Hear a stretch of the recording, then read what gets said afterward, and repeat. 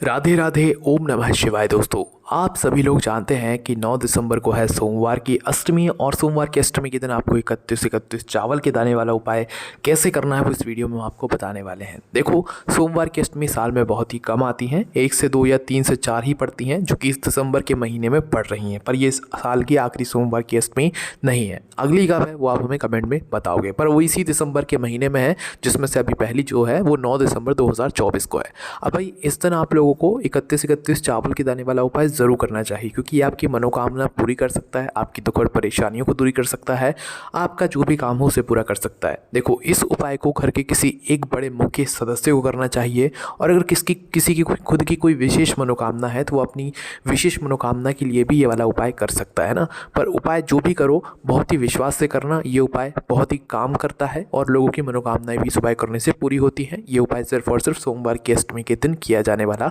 उपाय है ना। अब हम जानते हैं कि ये वाला उपाय आखिर आपको करना कैसे। देखो, 31 चावल के दाने वाला जो उपाय है, ये सोमवार की अष्टमी के दिन घर का कोई बड़ा सदस्य करता है, मुख्य रूप से विशेष रूप से घर की बड़ी माताएं बहनें। सुबह और शाम दोनों समय में से किसी भी एक समय आप लोगों को ये उपाय करना होता है ना। उपाय जब भी करो, जो सुबह करो चाहे शाम को करो, कुछ पूजन सामग्री अपने साथ में ज़रूर लेकर जानी चाहिए। पूजन करके जल वगैरह चढ़ा के दीपक वगैरह लगा के उसके बाद ही आपको उपाय करना चाहिए। ये उपाय आपको भगवान शिव जी के मंदिर में जाकर करना है। ये वाला उपाय घर पर नहीं होगा, इस बात का ध्यान रखना। इस उपाय में आपको सिर्फ 3 चीज़ों की यहाँ पर आवश्यकता पड़ेगी, जिसमें से सबसे पहली चीज़ है 31 चावल के दाने, है ना। 31 चावल के दाने। दूसरी चीज़ है 31 हरे मूंग के दाने, है ना। 31 हरे मूंग के दाने के बाद तीसरी चीज़ है 31 बेलपत्र। 31 मतलब होता है 31, है ना। तो 31 चावल, 31 हरे मूंग, 31 बेलपत्र, ये 3 चीज़ें आपको चाहिए। चावल जो आप लोग लेंगे 31, वो आप अपने ही घर के रसोई घर से लेंगे। जो चावल लेंगे वो साबुत होने चाहिए, टूटे हुए कटे पिटे दाग वाले नहीं होने चाहिए, बिल्कुल साबुत चावल के दाने वो होंगे।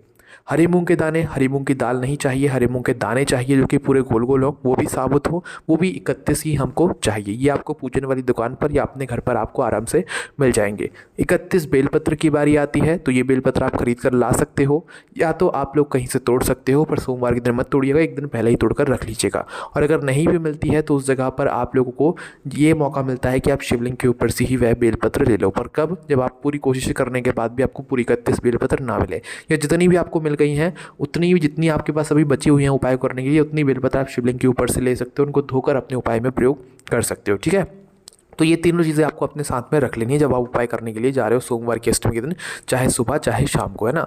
आपको पहुंचना है अपने ही घर के पास के जो शिव मंदिर है वहाँ पर।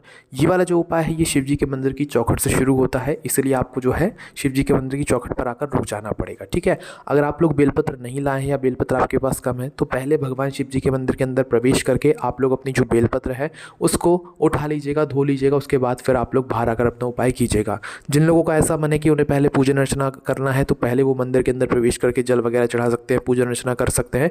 उसके बाद फिर बाहर वापस से शिव जी की चौखट पर आकर अपना उपाय शुरू कर सकते हैं ना। शाम के समय भी अगर पूजन कर रहे हो तो पहले जाकर दीपक वगैरह लगा सकते हो, फिर बाहर आकर आप लोग अपना जो उपाय है उसको शुरू कर सकते हो ना। पर जाकर उपाय करोगे तो ज़्यादा अच्छा है, अन्यथा आपकी मर्जी है ना। तो सबसे पहले आपको शिव जी की चौखट पर खड़े नहीं होता है, शिव जी की चौखट के बाहर खड़े होना है।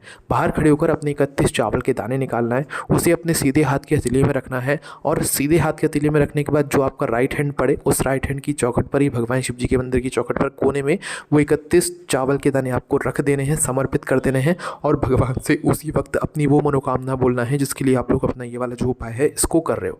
ये 31 चावल के दाने आप लेफ्ट हैंड साइड भी रख सकते हो शिव जी के मंदिर की चौखट के, पर बीचों बीच नहीं रख सकते, ऐसे कोने में रखना है जहाँ पर किसी के भी उन चावलों में पैर ना लगे। ठीक है, या तो लेफ्ट हैंड साइड या राइट हैंड साइड, सीधी सी बात है।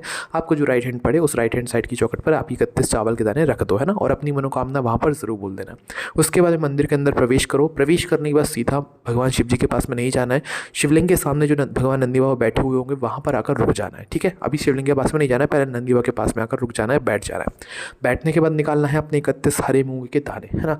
31 हरे मूंग के दाने आप लोगों को निकालना है, और निकालने के बाद ये 31 हरे मूंग के दाने आपको अपने सीधे हाथ की हथेली में रखना है, और इनको नंदी बाबा के उस उठे हुए पैर के पास में रखना है। जो नंदी बाबा का एक उठा हुआ पैर होता है ना, आप उसे मुड़ा हुआ भी कह सकते हो या उठा हुआ भी कह सकते हो, पर नंदी बाबा का एक पैर आपको हमेशा अलग ही दिखेगा, वो उठा हुआ होता है या तो मुड़ा हुआ होता है। उस उठे हुए मुड़े हुए पैर के पास में आपको अपने 31 हरे मूंग के दाने अपने सीधे हाथ की हथेली से समर्पित कर देने हैं। ठीक है, यहाँ पर भी आप भगवान नंदी बाबा से प्रार्थना कर सकते हो। आपने 2 चीज़ समर्पित कर दी, चावल के दाने और हरे मूँग के दाने। अब तीसरी जो चीज़ है वो 31 बेलपत्र समर्पित करने के लिए आप सीधा आ जाओ भगवान शिव जी की शिवलिंग के पास में। शिवलिंग के पास में आने के बाद अगर आप चाहो तो इन 31 बेलपत्र की बीच वाली बड़ी पत्ती पर लाल चंदन, पीला चंदन लगा सकते हो, है तो लगा देना, नहीं है तो कोई दिक्कत वाली बात नहीं है, ऐसे ही समर्पित कर सकते हो, है ना। तो माता अशोक सुंदर जी का एक स्थान होता है शिवलिंग में, जो कि जलाधारी के बिल्कुल बीचों बीच में होता है। तो अपनी जो 31 बेलपत्र है ये सबसे पहले आपको एक साथ जमा लेना है, क्योंकि हमने चावल के दाने भी एक साथ चढ़ाए, हरे मूँग के दाने भी एक साथ चढ़ाए, तो 31 बेलपत्र भी हम एक साथ ही चढ़ाएंगे, है ना। 31 बेलपत्र एक साथ जमा लो, एक के ऊपर एक करके, और जैसे शिवलिंग की जलाधारी पर चढ़ाते हैं वैसे ही चढ़ाना है। 31 बेलपत्र को एक साथ जमा कर आपको शिवलिंग की जलाधारी में माता अशोक सुंदर जी वाले स्थान पर कुछ इस प्रकार से चढ़ाना है कि जो डंडी वाला मुख है वो जलाधारी की तरफ, वो जहाँ जल बहता है नीचे गिरता है, और बीच वाली बड़ी पत्ती का मुख शिवलिंग की तरफ हो, ठीक है। इस प्रकार से आपको अपनी 31 बेलपत्र जो है माता अशोक सुंदर जी वाले स्थान पर समर्पित कर देना है।